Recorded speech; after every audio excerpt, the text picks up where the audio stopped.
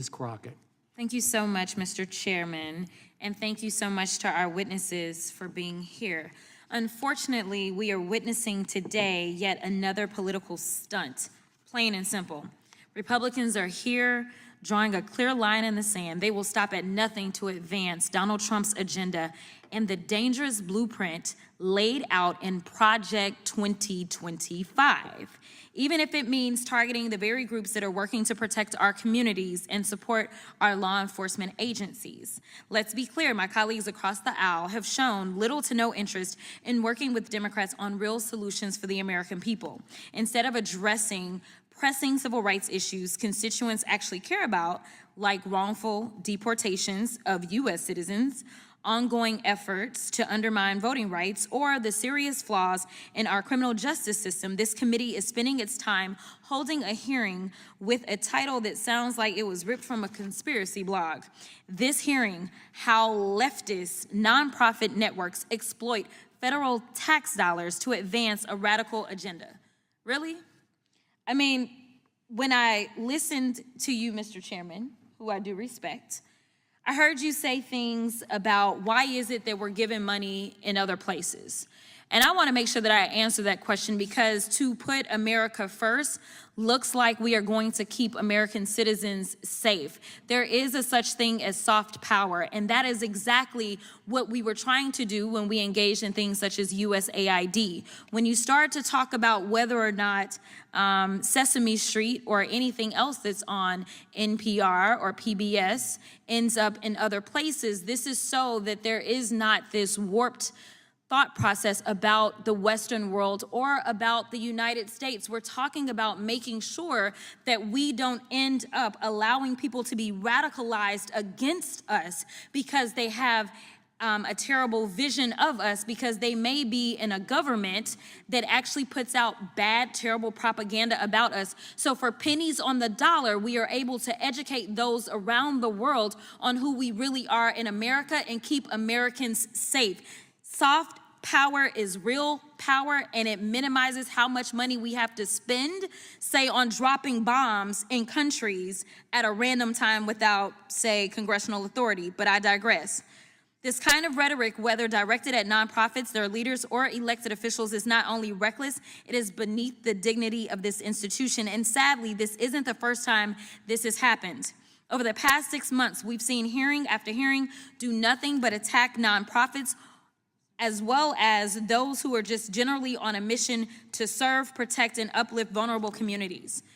In just my own committees, this has got to be the second or third time I've had to sit through the same tired narrative. If my Republican colleagues are truly concerned about taxpayer dollars being misused for political agendas, I'd encourage them to take a long, hard look in the mirror. But since we're here again, spending more of the American people's money and time on political theater, let's at least stick to the facts. Fact. Under the Trump administration, the Department of Justice stripped hundreds of millions of dollars from the Office of Justice programs, money that funded essential community safety initiatives like victim services, gang prevention, and reentry support. Fact. Trump and Republicans slashed grants to organizations like the National Organization for Victim Assistance, which trains advocates who staff domestic violence shelters, hotlines, and rape crisis centers. Fact. They cut over $10 million in funding to the National Policing Institute, a nonprofit helping rural police departments reduce violent crime. Fact, this week, Republicans are trying to gut PEPFAR, a life-saving program that partners with nonprofits around the world and has saved more than 26 million lives. And let's not forget, many of these cuts were laid out in Project 2025, a radical far-right playbook drafted by hyper-conservative nonprofits for the express purpose of dismantling the very government institutions and systems that serve the public good. Ironically, we even have one of the authors of Project 2025 here with us today.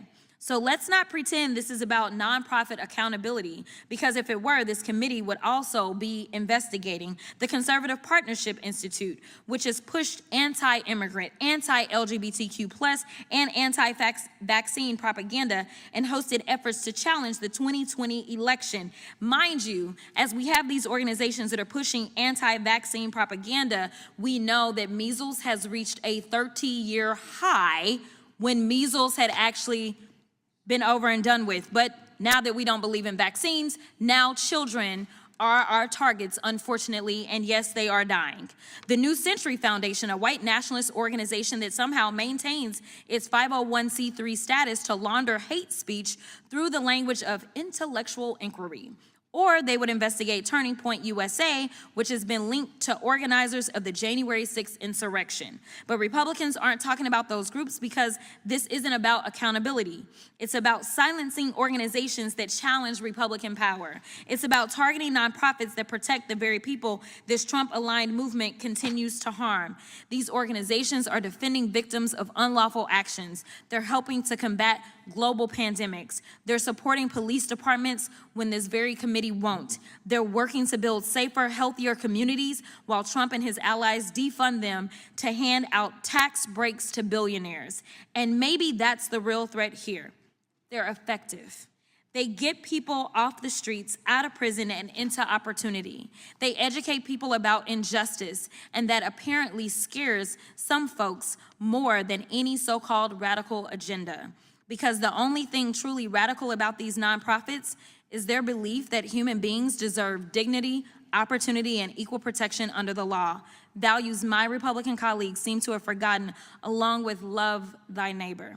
So instead of demonizing the groups trying to do right by our communities, maybe we should be asking how to support them, how to ensure taxpayer dollars reach the people who need them most, because this hearing should be about public safety, not political vendettas. Until that happens, these hearings are doing more harm than good. Thank you, Mr. Chairman, and I yield back.